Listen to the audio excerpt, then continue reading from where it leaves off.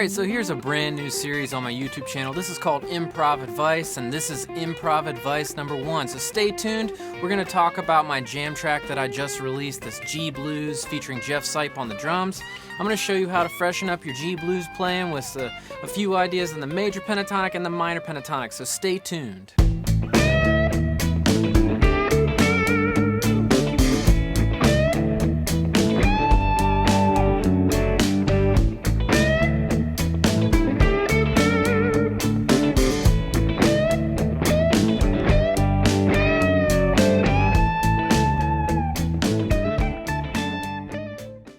Hey, Daniel Seriff here, and welcome to my YouTube channel. Here, every week I'm sharing with you the things that I've learned over the last 15 years as a professional guitarist and teacher, and sharing them with you, the intermediate guitarist, so that you can learn everything you need to know in order to improve.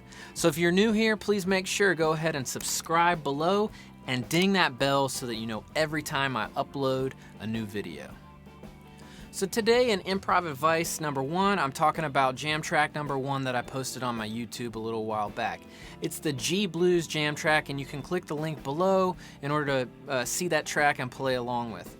Okay, so it's a classic 12-bar G Blues. And one of the points of Improv Advice this series is that I want to share with you some different ways to make your guitar solos sound more interesting and more hip. So, you know, we're guitar players. We love the blues, and we love to play on the blues. Well, the thing that guitar players often do is they fall back on one scale. What scale is that? The scale that we all know and love, and that is the minor pentatonic scale.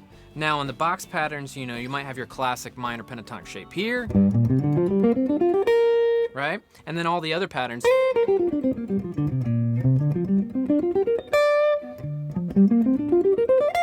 Finally, shape 5, right? So 5 shapes. Or, if you're interested, I have the diagonal pentatonic method. You could also click the link below. You can download my ebook for free. There's a link there. That'll get you more kind of diagonally across the fretboard. Or, either way, it doesn't matter whether you prefer the 5 shapes method, the diagonal method, or both. The idea here is that guitar players tend to fall back on the minor pentatonic scale with the blues. It sounds like this.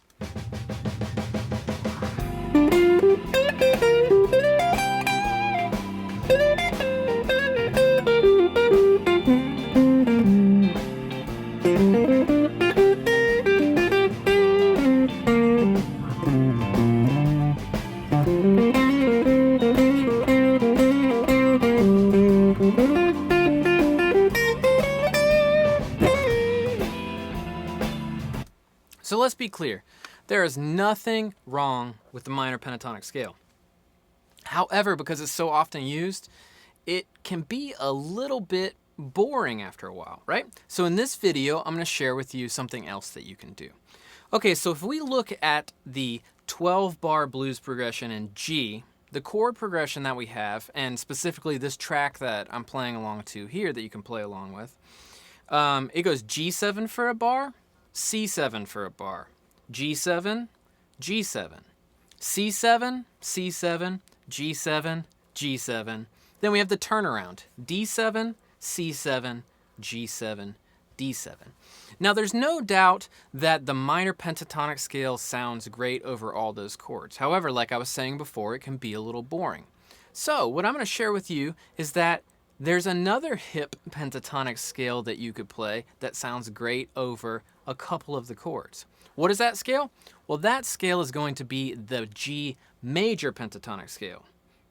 Maybe you're experienced in the major pentatonic, maybe you're not. You could take your classic minor pentatonic box shape, and what you can do is, let's say, instead of playing that at the 3rd fret there, we can play the exact same scale shape up 12 frets. That would give us the 15th fret, okay? That's box shape 1 of the minor pentatonic. Okay, it sounds great. Again, that's the minor.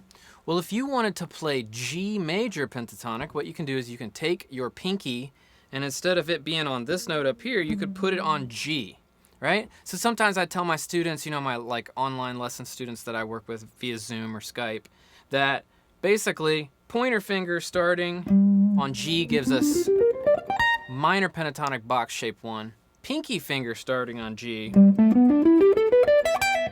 gives us major pentatonic.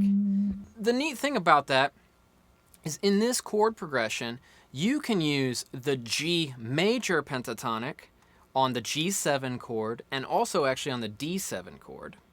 And then you could use the G minor pentatonic most definitely on the C7 chord, and like we heard before, it actually works on all the chords. One of the neat things though is that when you play back and forth between these two scales, all of a sudden it sounds like you're kind of doing like a more mature musician thing. Something that actually you hear in all the great blues masters playing, whether they knew it or not, they were doing stuff like this, toggling back and forth between the major and the minor pentatonic scale. Okay, so let me demonstrate that. All right, so I'm going to start the track on the G7 chord. I'm going to play with my pinky on the G. On the C7 chord, I'm going to play with my pointer on the G. Let's check that out.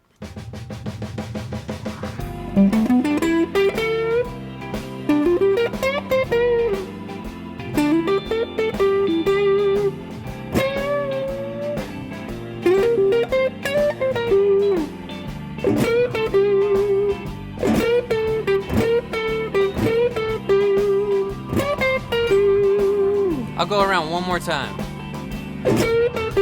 Major, minor, to the minor, major, major, minor, major.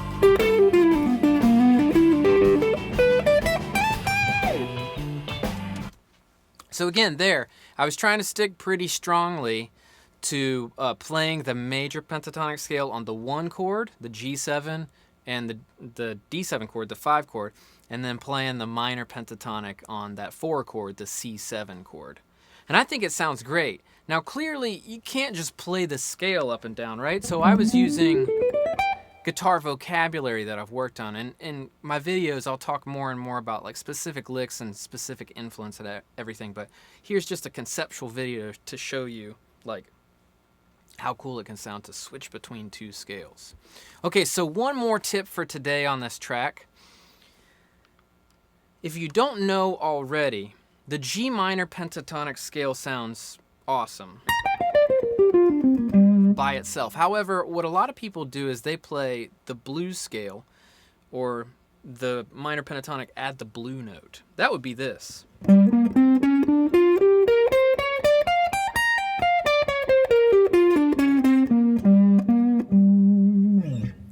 All right, that gives it a lot more, bluesy-esque kind of flavor. Well, the thing that a lot of people don't realize is that the major pentatonic scale also has the blue note, and it actually fits in the same place. So it'd be like, and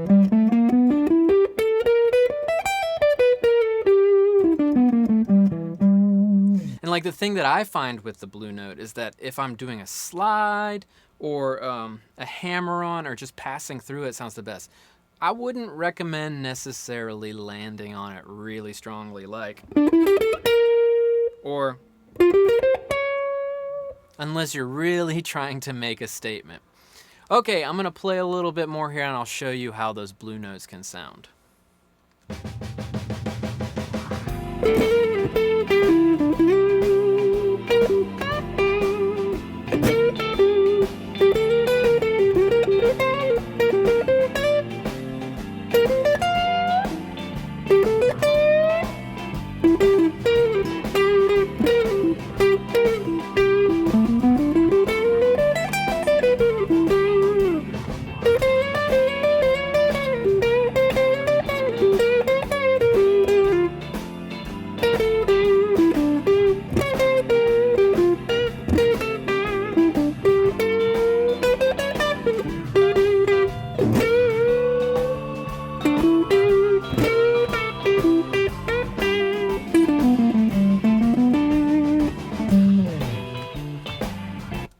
So you'll notice that I was kind of blending the scales back and forth, and sometimes I wouldn't necessarily focus on exactly playing the minor pentatonic on only the C7 chord or the major pentatonic on only the G or the D7 chord, because I want to start to make them sound fluid and connected.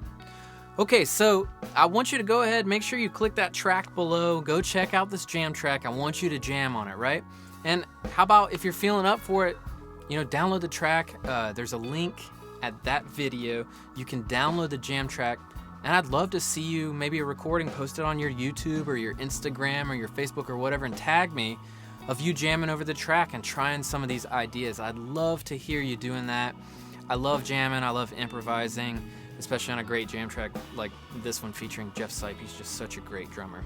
So anyway, thanks so much for checking out this lesson. If you have any comments or questions, please feel free to leave them below.